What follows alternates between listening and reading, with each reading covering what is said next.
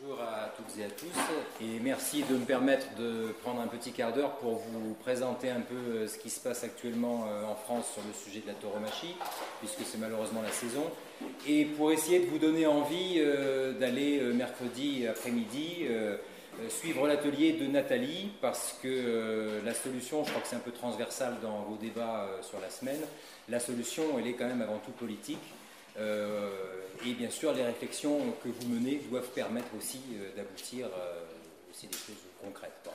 Donc, en l'occurrence, cette lutte anti-corrida qui est très dure, parce qu'on est face sur le terrain à des maniaques de corrida, c'est aussi une lutte qui est en pointe, donc c'est pas nous qui le disons, hein, ce sont des observateurs des différents domaines de la lutte pour les animaux qui constatent que s'il y a un combat qui est gagnable, c'est celui-là.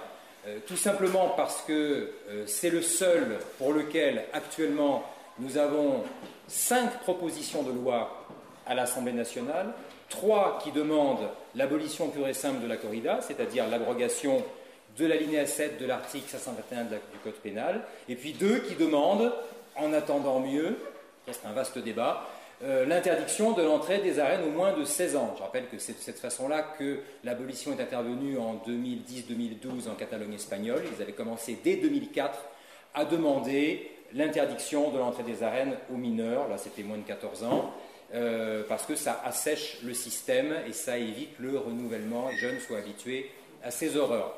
Alors, donc, nous avons la chance d'avoir des propositions de loi, j'essaie de ne pas être long. Dans le système français, et là je vais faire un petit flashback par rapport, pour les habitués des estivales, à une intervention pour ceux qui étaient là il y a 2-3 ans je crois, de Leonardo Anselmi, qui est de Catalogne espagnole, et qui est l'un des artisans de l'abolition de la corrida en Catalogne. Et j'avais vu, donc, j'étais pas là, mais sur internet, ce qu'il disait. Là où malheureusement, je dis malheureusement il se trompait, c'est que ça n'est absolument pas transposable ce qui s'est passé en Catalogne, ce qui s'est passé en Équateur, où 40% du territoire est sans corrida par référendum, parce que tout simplement, comme vous le savez en France, nous ne sommes pas dans une démocratie, dans le sens où nous ne sommes pas consultés. Dernier exemple, c'est quand même très fort, le dernier référendum, rappelez-vous, on nous demande de voter, on dit non au traité de Lisbonne, 2 ans après, les députés et les sénateurs disent oui et le font passer. Donc il n'y a pas de possibilité de transposition de ce qui se passe malheureusement dans des pays démocratiques, sur ce sujet-là et sur les autres. Donc ce sont des histoires de pression contre pression, des histoires de lobby. Pendant longtemps on nous a baladés, parce que ce n'est pas les premières propositions de loi. Une proposition de loi elle est valable sur une législature, hein, sur 5 ans. Donc au bout de 5 ans, on remet les compteurs à zéro. Donc là, on a jusqu'en 2017 pour travailler, pour obtenir l'abolition, et c'est possible. Mais dès 2004, on a eu des propositions là pour l'abolition, et c'est pas ça hier, rien du tout. Pourquoi donc? Parce qu'une proposition de loi, en soi, ça n'est rien. Il nous a fallu du temps pour le comprendre, parce qu'on était tout contents, on avait des propositions de loi. Mais une proposition de loi, si elle n'est pas mise à l'ordre du jour de l'Assemblée nationale, c'est comme si elle n'existait pas. Des propositions de loi, il y en a pratiquement des milliers qui sont déposées par les députés par an. C'est encore une escroquerie intellectuelle fabuleuse, parce que les députés disent à leurs électeurs, à nous, regardez toutes les propositions de loi que j'ai déposées. Alors, ah ouais, super, efficace mon député, il fait avancer les lois. Non, non. Les 3/4, 90% partent à la poubelle. Elles n'aboutissent jamais. Donc une proposition de loi consensuelle avec l'aval du gouvernement, ça passe comme une lettre à la poste, 10 députés co-signent, c'est mis à l'ordre du jour et c'est voté. Nous, ça n'est pas ça, on a tout le monde contre nous. On a les grands partis politiques contre nous, qui sont noyautés par la mafia des arènes, parce que c'est une mafia, j'aurais pas le temps de dire pourquoi, mais c'en est une. Donc du coup, l'objectif, c'est nous d'aller voir les députés un par un, pour leur demander de signer les propositions de loi en vigueur. Pourriez-vous dire pourquoi est-ce qu'il y en a 3, des propositions de loi pour l'abolition, pour pas une?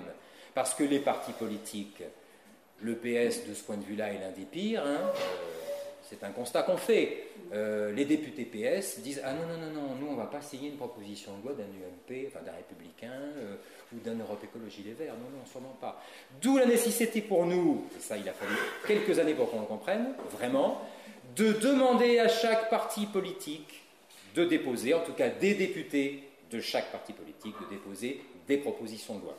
L'idéal étant qu'on ait une proposition de loi, la même, pour l'abolition de la corrida, l'abrogation de l'alinéa 7 de l'article 521, de chaque parti politique, et qu'on fasse signer dans chaque groupe. C'est ce qu'on est en train de faire avec Europe Écologie Les Verts, PS et les Républicains. À ce jour, on en est à 100 députés, on vient d'avoir le 100e là, 100 députés qui ont signé ces propositions de loi, sur 577. Donc on pourrait se dire une centaine, c'est déjà énorme, sachant que, je rappelle au passage, que les députés aficionados purs et durs, qui sont des maniaques personnellement de corrida, ils sont entre 40 et 50 en France, ce qui représente pour le coup la nation, puisque ça fait même pas 10% de députés maniaques de corrida. Donc on devrait pouvoir gagner. Le problème dans le système français, là encore, c'est que, contrairement à d'autres pays, quand vous récoltez tant de signatures, quand vous avez tant d'élus qui signent quelque chose, il y a un moment donné où vous arrivez à un quota et vous avez gain de cause, le débat peut commencer dans l'hémicycle. En France, non. Il n'y a aucune règle. C'est-à-dire que nous, maintenant, on pose la question à nos élus, faudra-t-il que nous obtenions la majorité absolue avant même le débat dans l'hémicycle, donc on aurait déjà gagné avant le débat, pour qu'enfin ce soit mis à l'ordre du jour et qu'il y ait débat dans l'hémicycle et vote de nos députés. Donc c'est la question qui est posée. Donc c'est pour ça que, dans ce contexte français très particulier, où quand on creuse un peu à travers cette lutte et puis d'autres, je répète, cette lutte est sans doute un peu en pointe, et il y en a d'autres, mais parce qu'on a ces propositions de loi, et donc on a les outils, on a passé cette première barre. C'est-à-dire une proposition de loi, je me répète, ne vaut rien, mais s'il n'y en a pas, il se passe encore moins de choses. Donc c'est déjà extraordinaire qu'on ait des députés qui aient déposé ces propositions de loi contre l'avis de leur propre parti, parce que les chefs de parti refusent ça, PS, Républicains, sauf Europe Écologie Les Verts, où là, ce sont les deux coprésidents qui ont déposé. Ceci dit, tous les députés Europe Écologie Les Verts n'ont pas signé. Certains ne veulent pas signer. Il faudra leur demander pourquoi. Bon. Donc, la solution, on l'a dans nos mains. Donc, c'est ce document que nous avons fait, que je ne vais pas développer, puisque Nathalie vous le présentera mercredi après-midi. Ne ratez pas ça, parce que ce qui est pour cette lutte peut s'impliquer à n'importe quelle lutte, de domaine animal et d'autres domaines. Ce qu'on essaye de faire, qui n'a jamais été fait d'après les observateurs comme Melville ou David Chevet, droit des animaux, c'est de transformer une force militante en une force de lobby pour aller à la rencontre des élus et les obliger, alors les sensibiliser et obtenir leur signature. Et c'est possible, puisque depuis un an, on a récolté une cinquantaine de signatures de députés. Mais c'est insuffisant. Ce document-là, il est pour l'instant diffusé, il y a 200 personnes qui l'ont en main. C'est bien, mais il en faudrait 2000. Parce que si 2000 personnes allaient voir ne serait-ce qu'un seul député, ça veut dire que chaque député aurait déjà reçu au moins 3 ou 4 visites. Il y a aussi l'effet de répétition. Ces gens-là nous le disent eux-mêmes, ceux qui sont honnêtes. Nous, tout ce qu'on veut, c'est être réélus. S'il y a un enjeu de réélection, si les électeurs viennent les voir, le premier, ils diront « Oui, bon, moi ça m'est égal, je m'en fiche, c'est pas mon sujet, je suis en zone tauromachique en plus. » Mais au bout du 4e, du 5e ou du 10e militant qui viendra et dira « Bon, alors qu'est-ce que vous faites, sachant qu'on a créé un forum où il y a des échanges qui se font pour qu'on puisse mutualiser les expériences pour aller un peu plus loin au cas par cas sur les réfractaires. » Je donnerai juste un exemple pour terminer là-dessus. Nous avions une déléguée en Alsace qui est revenue à la charge 3-4 fois et qui à la fin, sur le dernier réfractaire, lui a dit « Écoute, je vous demande juste 5 minutes de votre temps. » Elle avait amené un lecteur DVD et donc elle a passé un extrait de l'un des 2 DVD de Jérôme Lescure qui montre, Jérôme Lescure, un cinéaste que vous connaissez sûrement, film ALF, qui est allé dans les arènes filmer. Et donc le dernier a signé, ça veut dire que le département Alsace en 2010 était enfin la région Alsace, pardon, était à 100% abolitionniste. 7 députés sur 7 avaient signé pour l'abolition grâce à l'action de 2-3 personnes, dont Sophie Aimé, je la cite, notre déléguée, qui y était allée en permanence. Donc ça veut dire que si on a 100 personnes comme ça, l'affaire est faite et on gagne. Donc tout ça pour vous dire que, je répète, hein, et on fait le maximum, nous, pour aller à la rencontre des élus, parce que la solution, elle est là, elle n'est pas ailleurs. On pourra toujours discuter, on pourra toujours faire des manifs, et on en fait. On pourra toujours aller se faire casser la gueule dans les arènes ou dans un bassin, et bravo à celle qui est allée se mettre dans le bassin là, par rapport aux heures de canard, j'ai appris ça tout à l'heure. Hein, et il faut le faire, il faut des actions militantes, il faut témoigner, il y en a marre de cette maltraitance. Mais à l'arrivée, ça se passera dans l'hémicycle. Raison pour laquelle la stratégie que nous avons mise en place et que nous avons fait valider par les 3 députés dépositaires des 3 propositions de loi à l'Assemblée nationale, c'est une stratégie de rencontre des élus, avec formation de tout militant qui souhaiterait se former, puisque dans ce document, vous avez beaucoup de choses pour vous former, pour aller à la rencontre, et tout le monde peut y aller. Tout le monde peut y aller. C'est ça qui est important à dire. N'hésitez pas à venir à cette formation, même si vous êtes timide, que vous n'avez jamais vu un élu, ces gens-là sont redevables vis-à-vis de nous. Et ces gens-là passent leur temps à renverser la vapeur, ils nous font l'honneur de nous recevoir.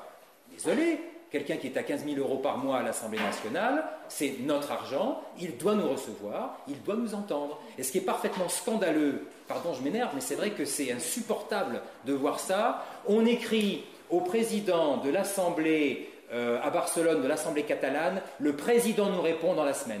On écrit au président de l'Équateur, il nous répond 3 semaines plus tard personnellement. On envoie le livre de Roger Lahana ici présent, Corrida la honte, référence vraiment, si vous voulez savoir tout ce qui se passe dans le monde de cette mafia. On l'envoie à 577 députés, à 340 et quelques sénateurs. Il y en a 3 qui répondent. Il y en a 2 qui accusent réception. Il y en a une, je ne la citerai pas, une députée, elle a eu le bouquin de Roger 3 fois, à la 4e, « Ah, il est pas mal ce bouquin, c'est quoi ?» Voilà. Ces gens-là ne sont pas respectueux. Voilà. Ils nous méprisent. Voilà. Donc il faut aller les voir et les pousser dans les retranchements, mais oui, mais c'est ça. Et là, ça commence à bouger. Voilà. Donc la stratégie, c'est validée, je disais, par ces députés, qui eux sont très engagés, il y en a heureusement, c'est aller à la rencontre des députés, faire signer, y compris aller voir des députés aficionados, parce que même un aficionado, s'il se prend 10 rendez-vous par des électeurs de sa région, il commencera par se poser des questions, c'est évident.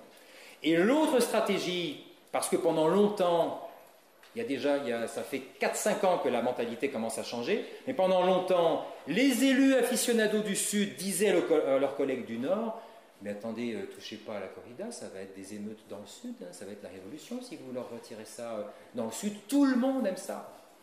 Bon, maintenant, on commence à renverser la situation, puisqu'ils ont compris que la corrida générait du trouble à l'ordre public, qu'il y avait des manifestations partout, il y a eu 45 actions citoyennes hors association, et c'est génial. Nous, on est association, mais plus il y aura d'actions, et mieux ce sera. C'est la multiplicité qui compte. Et donc maintenant, tout le monde a bien compris que la corrida posait problème, que la corrida générait du trouble. Autrement dit, quand on a vu ces 3 députés il y a 3-4 mois à Paris, ils nous ont dit, nos collègues députés du Sud sont maintenant sur la défensive. Ils arrêtent de fanfaronner parce qu'ils ne peuvent plus nous dire, dans le Sud, tout va bien, la corrida ne pose aucun problème, tout le monde est content. Ben non, tout le monde bouge maintenant. Voilà, merci à vous. Merci de venir à cette présentation.